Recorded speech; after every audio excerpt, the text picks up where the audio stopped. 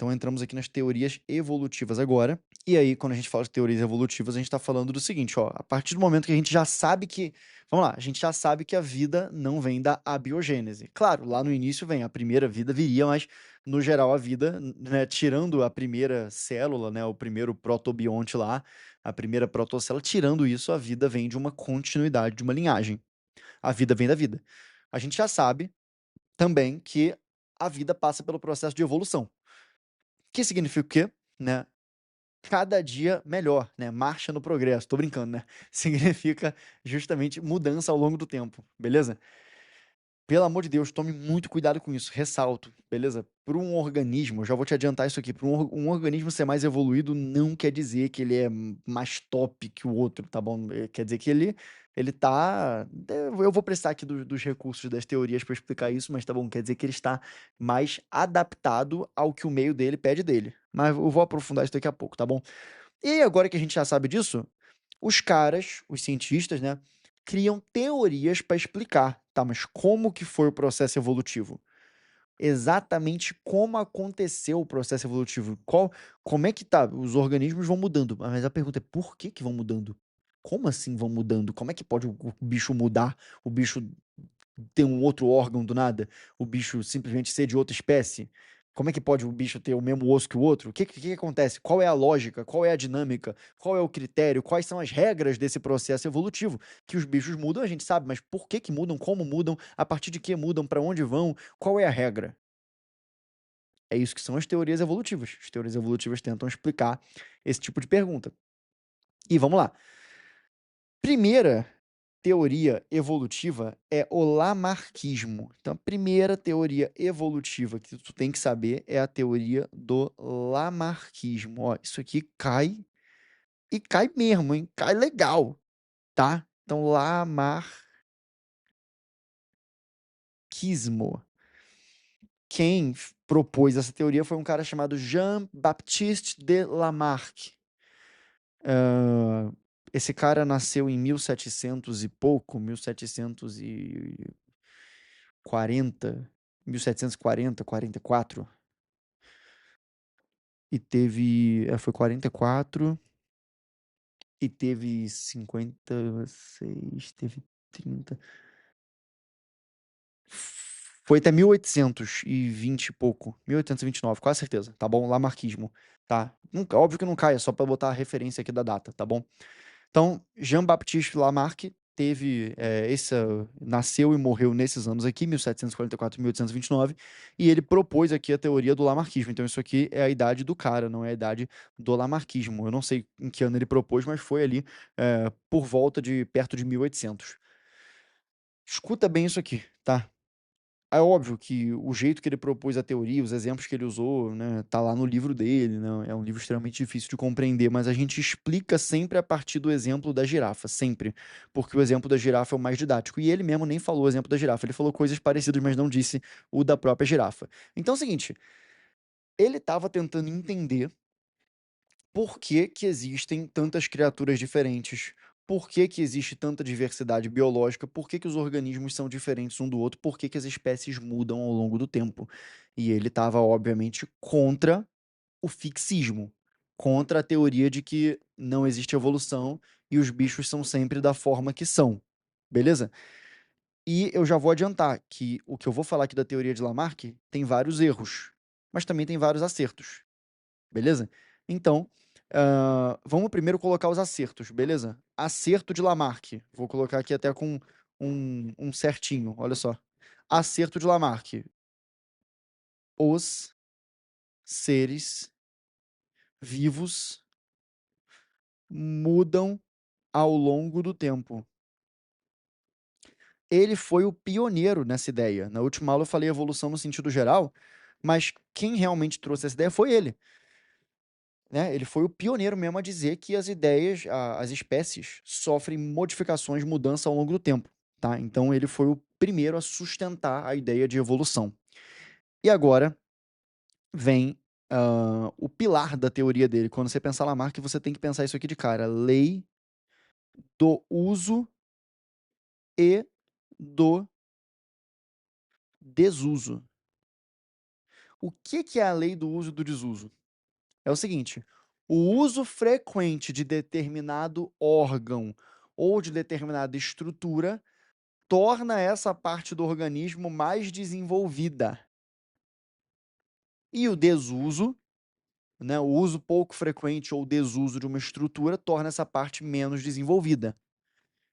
Aí você vai falar assim: ah, Pedro, me parece que tá certo, porque quando eu uso muito o bíceps na academia, quando eu faço muita musculação, meu músculo cresce.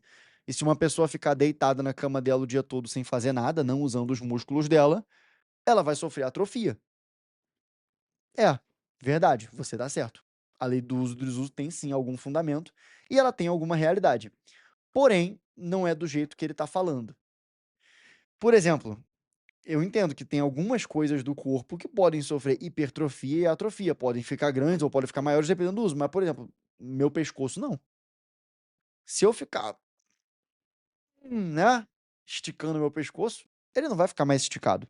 Se eu ficar tentando ficar mais alto, né, me esticando todo, eu não vou ficar mais alto também por causa disso. Então, a maior parte das estruturas do corpo humano não vai responder a isso, não vai, quanto mais você usa, mais ela se desenvolve. Não, agora, várias partes vão. É, Pedro, mas então o Lamarck não estava tão errado assim, né? Tu vai ver que estava pela segunda parte da lei dele, tá bom? Então essa aqui é a primeira lei do uso do desuso, essa aqui tá mais ou menos errada, tá? Em boa parte errada, mas não tá totalmente errada. Então aqui, ó, vamos entender como é que isso se aplica no caso da girafa, né?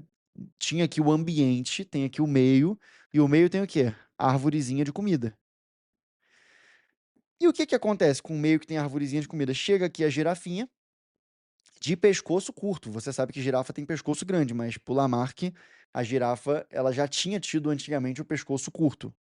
E por que que as girafas têm pescoço grande? Se alguém perguntasse pro Lamarck, ele ia dizer assim, ó, porque ah, todas as girafas tinham um pescoço curto, e aí elas comeram a comida aqui das árvores mais baixas, só que aí a comida vai acabando e vai tendo comida cada vez melhor nas árvores que são mais altas. E aí algumas dessas girafas começam a fazer o quê? Né? Esticar o pescoço, né? Usar, né? Estica, né? Né? Come lá a folha que tá mais alta, né? Então estica, come, né? Aí toda estica, come. Aí o que acontece? O pescoço dela fica um pouco maior. Lembrando, tudo que a gente vai falar aqui acontece numa escala sempre de milhões, né? Uma cacetada de anos. Então, a girafa tá lá, come a folha da árvore baixa, agora ela vai lá na folha, na árvore um pouco mais alta, né? Começa a esticar o pescoço dela, estica, estica, estica, estica, estica, estica. E aí, ao longo da vida inteira, aquela girafa ganhou 5 centímetros de pescoço, 3 centímetros de pescoço. Ganhou algum pescoço. Isso poderia acontecer, essa lei do uso do desuso? É, poderia até, né? Não desse jeito, mas assim, poderia, né? Dá pra. Na Índia, né, tem umas mulheres que elas colocam uns anéis no pescoço, né? E o pescoço fica mais esticado mesmo. Então, assim, é o que eu tô falando, a lei do uso do desuso, ela tem algum fundamento. Mas não muito, né? Nem tudo é assim. Só que agora vem o problema da teoria de Lamarck, que é depois da lei do uso e desuso. Essa aqui é que tá 100%, né? E pior que nem tá 100%, né? Na verdade tá 80% errado, porque hoje em dia já se sabe que tem um pequeno fundamentozinho na epigenética, mas eu vou dar essa aula, inclusive, depois de tudo, né? Então vamos agora focado aqui. Essa aqui tá bem errada, que é a lei da herança e transmissão.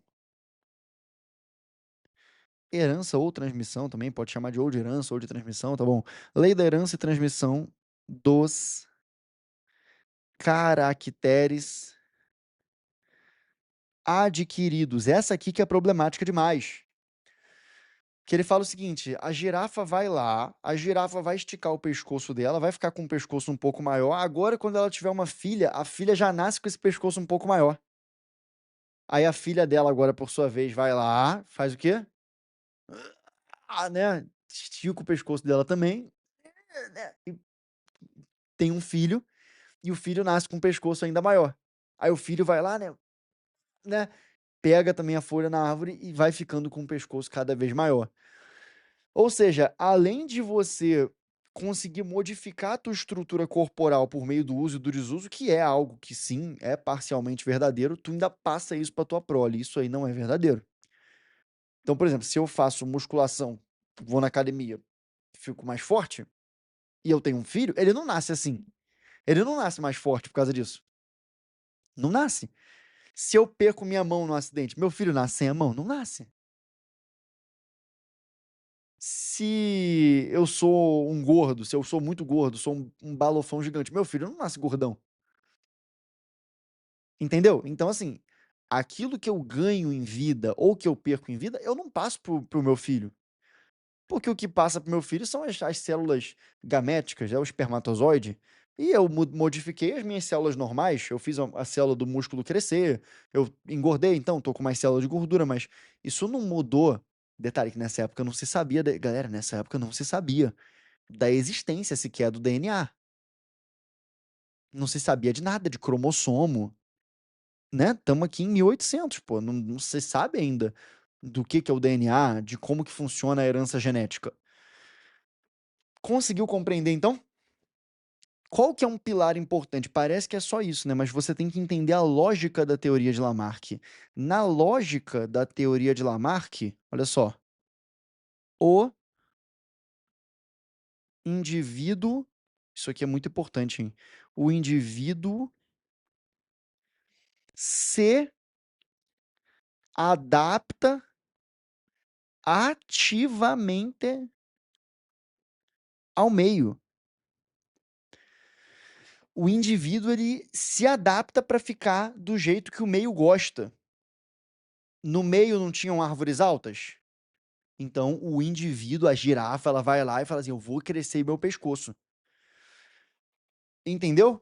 O próprio indivíduo é que se modifica, tá bom? E aí, né, a girafa tá olhando lá, pô, tem um desafio aqui que é alcançar essa comida que tá nas árvores mais altas. Ela faz força, ela faz muito uso, pela lei do uso e desuso, ela faz muito uso e ela vai deixando o pescoço dela maior. E pela lei da herança e transmissão dos caracteres, ou seja, das características adquiridas, os filhos dela já nascem assim. Entendeu? Não se sabia nada nessa época sobre genética, não existia esse ramo de estudo ainda, tá bom? Não existe genética aqui. Não se sabe, né, que não tem como você transmitir, porque pô, tu vai transmitir tua célula gamética, nada a ver, não se sabe, não se sabia disso. Mas é muito importante você ter esse raciocínio de que ele está dizendo que o indivíduo se adapta ativamente ao meio. E isso é mentira. Isso não é assim. Não é isso que rege o processo evolutivo. Entendeu? E agora a gente já vai para a próxima teoria. É só isso que você precisa saber. Tá bom? Então, se você vê que é o indivíduo que se adapta ao meio, que é o indivíduo que muda suas características para conseguir corresponder aos desafios daquele meio, e que ele ainda por cima passa isso para os seus descendentes, isso é lamarquismo. Agora vamos falar de Darwin, né? Ou seja, vamos falar de darwinismo. Então vamos falar aqui de darwinismo agora. Olha só, darwinismo, que é uma teoria superior à do Lamarck. Darwinismo é uma teoria proposta em 1859. Vou botar aqui a data da teoria, 1859, tá bom? Com o seu livro A Origem das Espécies. Então vamos lá. Charles Robert Darwin era um naturalista inglês, né? Gostava de estudar a natureza. Estava fazendo uma viagem, né? Tava fazendo uma viagem de barco, desembarcou nas Ilhas Galápagos e viu esses passarinhos aqui. E ele viu que todos eles são tentilhões, todos eles são parecidos, todos eles são basicamente, entende? Como se fossem da mesma espécie, são muito parecidos. Porém, eles têm diferenças muito notáveis. Olha esse bico aqui. O bico dele, eles são o mesmo pássaro, só que esse aqui tem um bico muito grande. E detalhe, tá, galera? Ele achou esses pássaros em várias ilhas que ele foi. Então tinha um arquipélago de ilhas, tá bom? Arquipélago das Ilhas Galápagos. E em cada lugar da ilha, ele achava, em cada porção da ilha, ele via o mesmo pássaro, porém com uma certa mudança, ou seja, como se fosse já outra espécie de pássaro. Olha só, o bico pequenininho desse aqui. Olha só, o bico médio desse aqui. Olha o bico desse aqui extremamente afiado. Todos são tentilhões, pássaros. Mas você tá vendo aqui a diferença dos bicos. A gente vai fazer um exercício aqui muitas vezes aí nessa aula. Eu quero que você me diga o que que Lamarck diria disso aqui. Lamarck diria o quê? Ele fala assim, nossa, esse passarinho aqui, ele tava num lugar que tinha uma árvore que tinha um fruto que ficava dentro de um buraquinho, e aí ele foi batendo, batendo, batendo até deixar o bico dele bem afiado, bem afiado. Ele foi fazendo uso e desuso, né? Ou seja, por meio do uso ele deixou o bico dele naquele formato. O pássaro se adaptou ao ambiente. E aí o bico dele ficou desse jeito fininho, perfeito para pegar aquele fruto, e ele passou isso pros filhos dele. Esse pássaro aqui estava num lugar da ilha que, porra, tinha um fruto muito difícil de quebrar, um fruto muito duro, que exigia muita pressão mecânica na mordida. E aí ele foi fazendo isso, fazendo isso, fazendo isso. O bico dele foi ficando cada vez mais duro, mais rígido, de tanto que ele forçou contra aquele fruto grandão. E agora ele passa isso pros filhos dele também. E ele vai dizer: esse aqui que tem um bico mais oval, ele tava. Entendeu? Ele vai dizer que cada um. Se fosse Lamarck, né? Eu tô falando, pelo amor de Deus, se fosse Lamarck. Ele vai dizer isso. Vai falar assim, ó, cada um deles teve que se adaptar a um meio diferente. O Darwin não vai falar nada disso. Nada disso. Então é o seguinte, vamos primeiro, pra gente entender a teoria do Darwin, eu vou pegar o mesmo exemplo do Lamarck da girafa. Lamarck falava, tem uma árvore alta, a girafa olha pra árvore, ela faz força, uso e desuso, de tanto que ela usa o pescoço dela, o pescoço estica, e aí ela passa isso pros filhos dela. Só que isso é muito estranho, porque ela adquiriu uma mudança ambiental e passou pros filhos dela. Darwin diria o seguinte desse mesmo exemplo. Escuta essa. Darwin diria o seguinte desse exemplo. Tem aqui, num certo lugar, árvores. Tem aqui árvores com comida. E tudo bem, as girafas elas são pequenas. As girafas elas têm um pescocinho pequeno. Então aqui, ó, girafinha de pescoço pequeno, né? Isso aqui eu tô interpretando agora com a luz de Darwin. E ele vai falar assim: essa girafinha vem aqui e come essa folha. Só que tem várias girafas ali também. Então começa a ficar escasso esse recurso. Só tem, né? Elas só podem comer dessa árvore aqui. Aleatoriamente, para Darwin, aleatoriamente, no meio desse monte de girafa, nasce uma que deu a cagada de nascer com um pescoço grande. Né? Uma aberração. Todo mundo, a gente vê isso. Do nada um ser humano nasce diferente. Tem ser humano que do nada nasce diferente. Né? Então, do nada nasce aqui uma girafa que, né, ela nasce, todo mundo, né, zoa ela, claro, né? Ah, né? Eu tô exagerando, claro, né? Não seria tão drástico assim de uma vez. Mas todo mundo zoa, né? Ah, pescoçuda, né? Pescoço feio, né? Ah, né? Só que quando acaba essa comida aqui dessa árvore aqui, ela tem acesso a essa comida aqui, na cagada. Não é lei do uso do desuso, ela nasceu assim. E acabou que, pelo fato dela ter nascido assim, ela foi beneficiada. Agora, ela, né? Vamos supor, o nome dessa girafa aqui, que seja, sei lá, Sidney, né? Sidney agora é o bambambam bam, bam da vila, né? Só ele tem comida, né? Os outros machos aqui, né? O girafo Terry não tem comida mais, porque essa aqui já acabou. E Sidney é o brabo, né? Sidney tá sempre com tudo do bom e do melhor, um monte de folha na boca.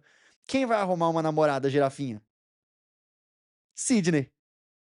E Sidney vai passar a genética dele para frente. Óbvio, nessa época não se sabia da genética, mas já, né, faz muito mais sentido, porque, veja, dessa vez ele não tá passando um negócio que ele forçou, forcei meu pescoço cresceu, eu passei. Ele nasceu assim, então, mesmo que você não saiba que existe a genética, você fala, pô, se ele nasceu assim, é um negócio muito mais dele. Faz sentido que ele passe, né? Então, tá tirando onda na vila. Né, porque deu cagada. Aí né, a girafa pergunta: como é que você consegue comida? Eu né, me esforcei, né? Fiz, né, eu batalhei muito para ter essa comida aqui, né? Deu cagada de nascer assim, tá? Então, isso aqui é muito mais, né, a explicação agora de Darwin, ou seja, vamos sistematizar, claro, tá? A explicação de Darwin, ela não propõe, da mesma forma que a explicação de Lamarck, ela não propõe que o indivíduo se adapta ao meio.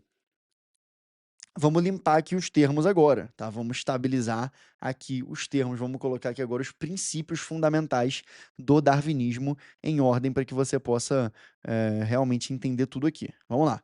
Princípios do darwinismo. existe uma coisa chamada o meio, né? O meio é o ambiente em que você está, tá? E o meio, ele exerce uma pressão. O meio exerce uma pressão nos indivíduos. Por que que o meio exerce uma pressão? O meio exerce uma pressão por conta da natural escassez. Esca... escassez é com Z no final, né? Ficou estranho com a letra assim de forma, né? Escassez de recursos. Então, o fato do meio ser escasso, e qualquer meio é escasso, nenhum meio tem comida infinita, nenhum meio tem abrigo infinito, nenhum meio é perfeito, todo meio ele é, de certa forma, desafiante para os seres vivos. Então, o meio exerce essa pressão, tá? Que a gente vai chamar daqui a pouco de pressão seletiva, só para você saber, que eu estou botando agora assim de modo organizado.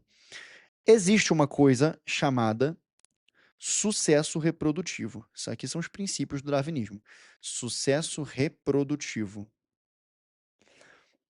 O que que é uma espécie ser bem-sucedida?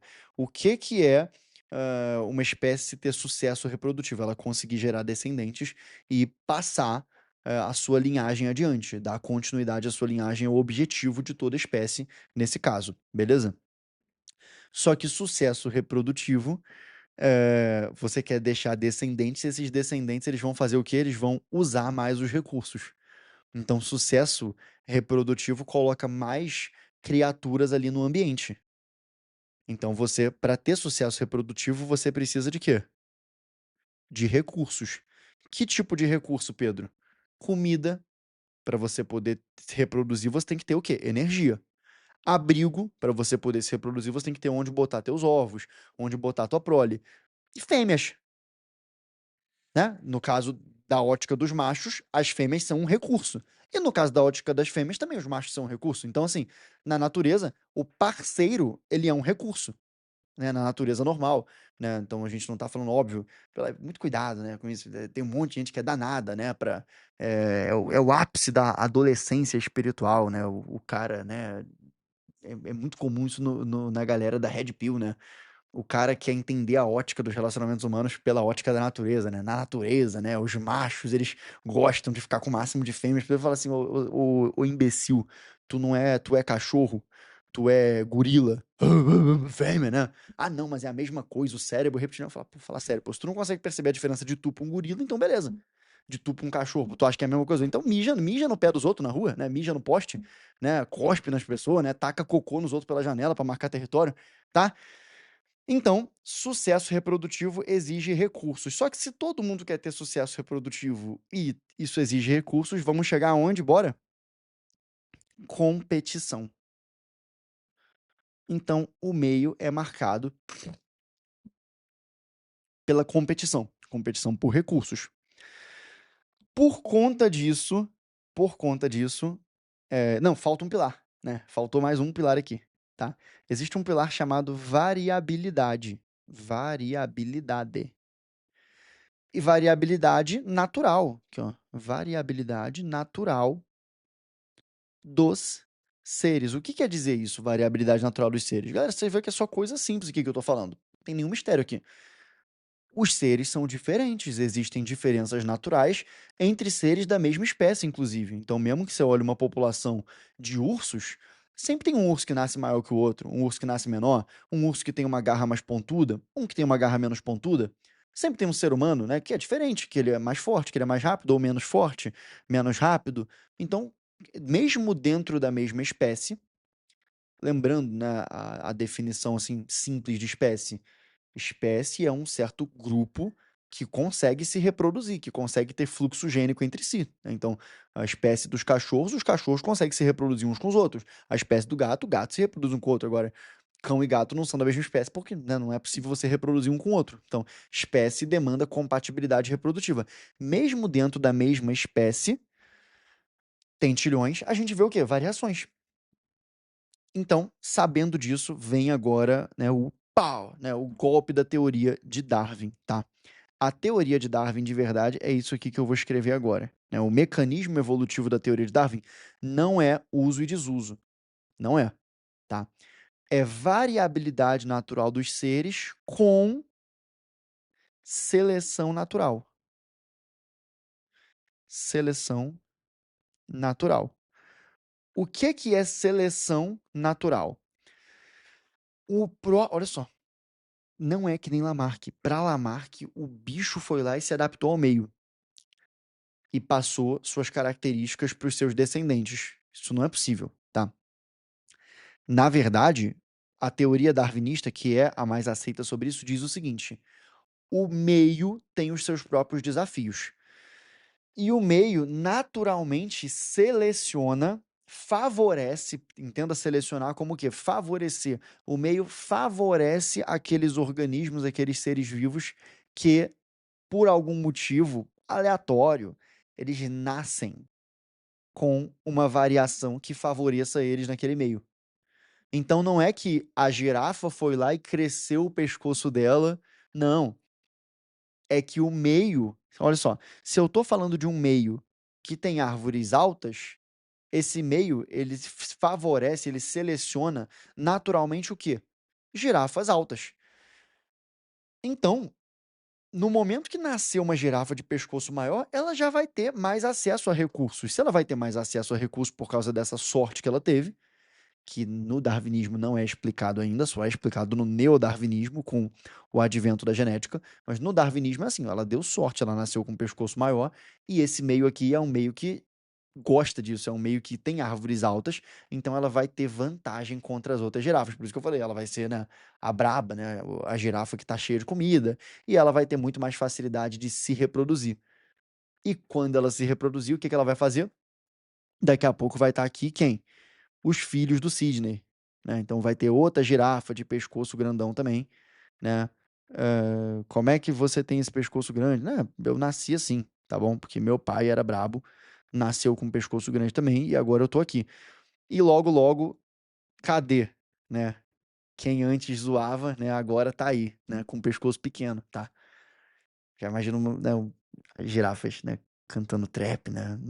Você me zoava porque tinha meu pescoço. Enfim, aqui, então você vai tendo cada vez mais. Vamos sintetizar isso aqui de um jeito técnico, né? Vamos sintetizar de um jeito técnico, beleza? Ao longo do tempo, vamos colocar a conclusão do processo, tá bom? Então, só aqui, ó, seleção natural funciona da seguinte forma, tá bom? O meio exerce uma coisa chamada pressão seletiva. O que que é a pressão seletiva? É o fato do meio ser cruel, do meio ir impondo uma escassez de recursos, e essa escassez é uma pressão que seleciona quem está adaptado àquilo ali. Então, por exemplo, por que que existe um pássaro aqui que tem esse bico fino? Na verdade, é porque todos os pássaros eram iguais, algum pássaro deu uma cagada de nascer com um bico fino, esse pássaro que tinha bico fino, ele estava num meio que tinha um monte de árvore que tinha frutinho pequeno. Então ele não ficou batendo lá até afinar o bico. Ele nasceu com o bico fino, conseguiu acesso àquelas frutinhas pequenas e por causa disso teve filhos, teve família. Os filhos dele todos já nasceram com esse mesmo bico que antes ele deu sorte de ter nascido com ele. Agora, essa sorte fez ele prosperar. Então, os filhos dele vão ser assim: Pedro, e as características ruins? Você acha que já nasceu algum passarinho que tinha um bico? Você acha que tem como? Da mesma forma que tem assim, tem uma variação que fez ele nascer com esse bico top, fino, afiado. Você acha que teve algum passarinho que teve uma variação que fez ele nascer com um bico completamente fechado, que nem abria? Deve ter tido. Mas esse aí não conseguiu comer nada na primeira semana de vida e morreu. Exatamente. Existe ser humano que, em vez de ter 46 cromossomos, nasce com 69? Existe, mas não sai da barriga. Então, por isso que você não vai ver ninguém assim. Por quê? Ninguém sobrevive para se reproduzir. Conseguiu entender? É, é só você pensar mesmo, né? Pessoas, por exemplo, que têm. Isso é uma coisa, né, muito, né, óbvio, eu tô falando isso aqui num tom mesmo de seriedade. Agora eu não tô mais brincando como eu tava aqui quando eu tava falando do passarinho. Mas as pessoas que têm síndrome de Down, por exemplo, elas, né, são majoritariamente pessoas estéreis, não conseguem ter filhos. E aí você vê a conexão com o tema, né? Porque a pessoa que tem síndrome de Down, ela de fato tem uma síndrome, ela de fato tem um cromossomo inteiro a mais. Isso piora todo o funcionamento do corpo dela. Isso faz com que vários sistemas do corpo dela funcionem de maneira pior, inclusive o sistema reprodutivo. Então, essa pessoa, se ela se reproduzisse, teoricamente, ela conseguiria mandar, né, mais um cromossomo também para o filho dela. E aí você vê que isso acaba que não faz sentido do ponto de vista evolutivo, né? O organismo dela, a configuração dela, não é uma configuração que permite, por exemplo, a reprodução. Não permite essa transmissão. Beleza? Que é uma coisa o quê? Talvez da própria natureza. A própria natureza, os próprios sistemas da célula, eles tentam evitar isso, porque é um erro, é um cromossomo a mais ali. Entende? Óbvio, galera, eu acho muito importante, eu faço questão de citar esse tipo de coisa que eu vou falar agora, que tem muita gente que você me pergunta assim, Pedro, por exemplo, as pessoas hoje em dia tem pessoa que um monte de gente que tem doença, que está sobrevivendo à base de aparelhos. Isso aí é contra a seleção natural, né? Claro que é contra a seleção natural, óbvio. Mas, galera, nós não somos animais, né? Nós somos criaturas morais, criaturas dotadas de espírito. Então, você não pode julgar nossas atitudes como se fôssemos animais. A gente não é. Eu já vi esse discurso, né? Em aulas tipo essa, a pessoa falando assim: nossa, então a gente pega o velho e deixa o velho vivendo, né? Isso é contra a seleção natural. Mas a gente não é bicho, tá? A gente é mais do que isso. A gente não é bicho. Então a gente não é. Se a gente fosse bicho, sabe o que deveria fazer? Qualquer pessoa que tu vê na rua quebrou a perna, tu vai lá e mata a pessoa. Ah, quebrou a perna, tal, toma. Né? Você já não é apto, você tá com a perna quebrada, então tu vai ter menos vantagem. É óbvio que o ser humano não é isso, e nem é pra ser, tá bom? Então, o que acontece é isso, tá bom? E aí, Pedro, mas calma aí, eu não entendi só uma coisa, né? Por que existem outros passarinhos também, né? Porque as ilhas são muito grandes. Então, em um lugar da ilha, em um canto da ilha, só sobreviveu esse cara aqui. Mas aí também existe outro passarinho que tem um bico grandão. E naquele canto da ilha, né? Então aí tem aqui a ilha toda, né? Nesse canto da ilha aqui, tem essa árvorezinha que tem ali a entradinha pequena. Nasceu esse tipo de passarinho e ele prospera aqui, então ele domina essa parte da ilha. Aqui nessa parte da ilha, onde o meio é favorável para bico fino, só dá ele. Lá na outra parte da ilha, que tem árvores que tem um fruto muito mais grosso, só dá esse aqui, que deu a sorte de nascer com esse bico grosso. Entendeu? Então, é o meio que está selecionando.